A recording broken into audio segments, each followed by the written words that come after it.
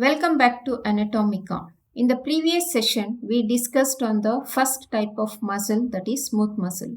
To recap, the gross features, location, arrangement of fibers and the nerve supply of smooth muscle was discussed. The second type of muscle, cardiac muscles, are intermediate between skeletal and smooth muscles. Cardiac muscles are cross-striated but are regulated by autonomic nerves. They are specialized to provide the intrinsic rhythmic contractility of the heart. To see the arrangement of cardiac muscle, atrial and ventricular musculatures are arranged into different functional sets.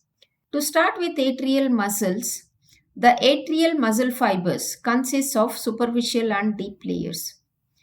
The superficial fibers are transverse in direction, covering front and back of both atria, and some of them enter into the interatrial septum. The contraction of these fibers reduces the transverse diameter and establishes asynchronous action of both atria. The deep layer is confined to each atrium and is arranged into looped and annular fibers.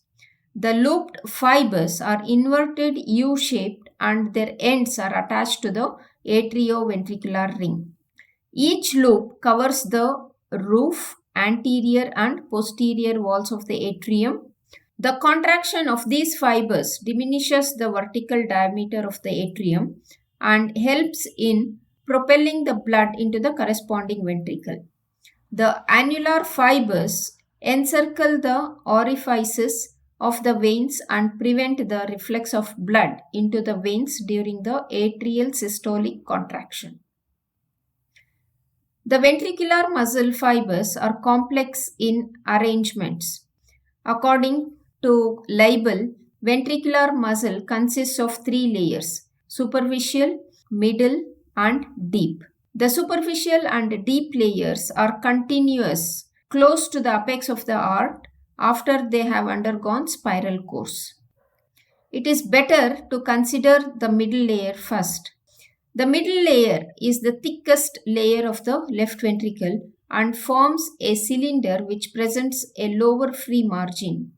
At the lower free margin, the muscle fibers roll upon themselves. The fibers of the left middle layer arise from the left atrioventricular ring, sweep forwards onto the right in front of the left ventricle and are inserted around the pulmonary and aortic rings and the tendon of infundibulum.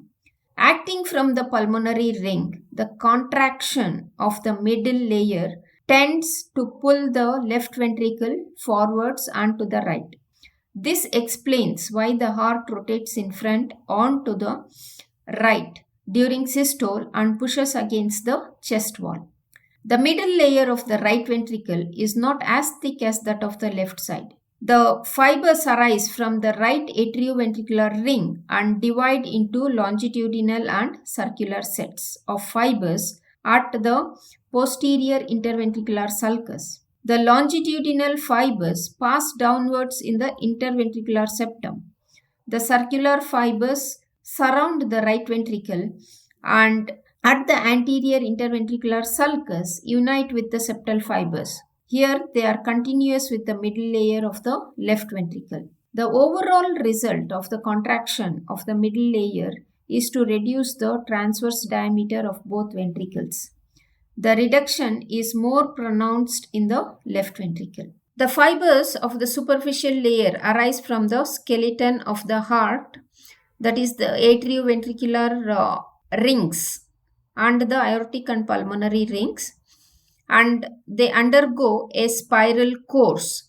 The course of the fibers are shown both in lateral view and anterior view. At first, the fibers sweep downwards and to the right across the inferior surface of the heart. The fibers are shown in dotted lines since the inferior surface is not seen in these views shown.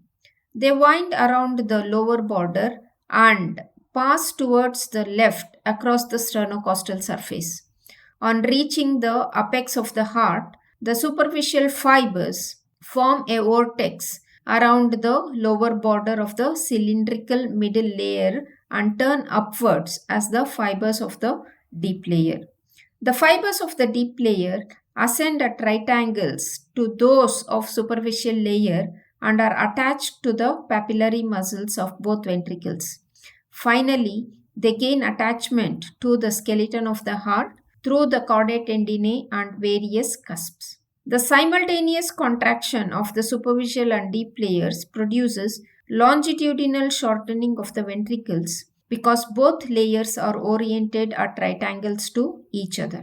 Coming to the pattern of ventricular emptying, the left ventricle contracts mostly by reducing the transverse diameter through the bulk of the middle cylindrical fibers. There is relatively little shortening of the longitudinal diameter. In right ventricle, the ejection of blood is effected by two methods. The chamber is shortened longitudinally by the simultaneous contraction of superficial and deep layers. The transverse diameter is reduced by bellow action, that is, when the free wall of the right ventricle moves towards the convex surface of the septum. Coming to the vascular supply of cardiac muscle. Cardiac muscle is abundantly supplied with capillaries from the coronary arteries. The endomysium of each fiber is provided with blood and lymphatic capillaries. In this respect, cardiac muscle differs from voluntary muscle in which endomysium contains only blood capillaries. 1 square centimeter of cardiac muscle is supplied by 11 meters long of capillary bed. At birth, one blood capillary supplies 4 or 5 cardiac muscle fibers, whereas in adults, one capillary supplies only one cardiac muscle fiber. Let us discuss nerve supply of the cardiac muscle. The cardiac muscle is supplied by sympathetic and parasympathetic divisions of the autonomic nervous system. The nerve fibers reach the muscle fibers through the cardiac and coronary plexuses. Atria and conducting system of the heart are supplied by both sympathetic and parasympathetic nerves.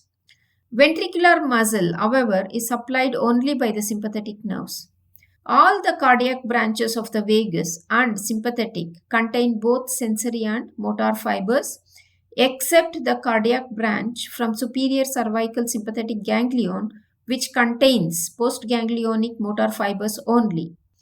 Sympathetic motor fibers increase the heart rate and produce vasodilation of the coronary arteries.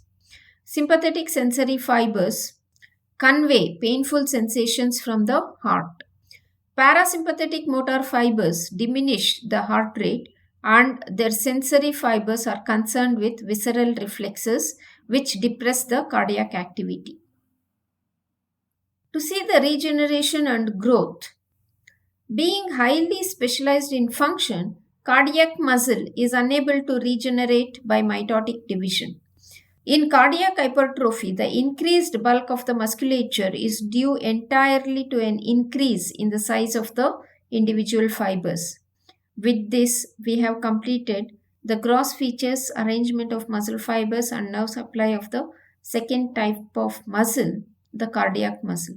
In the next session, we will discuss on the third type of muscle, that is the striped or skeletal muscle.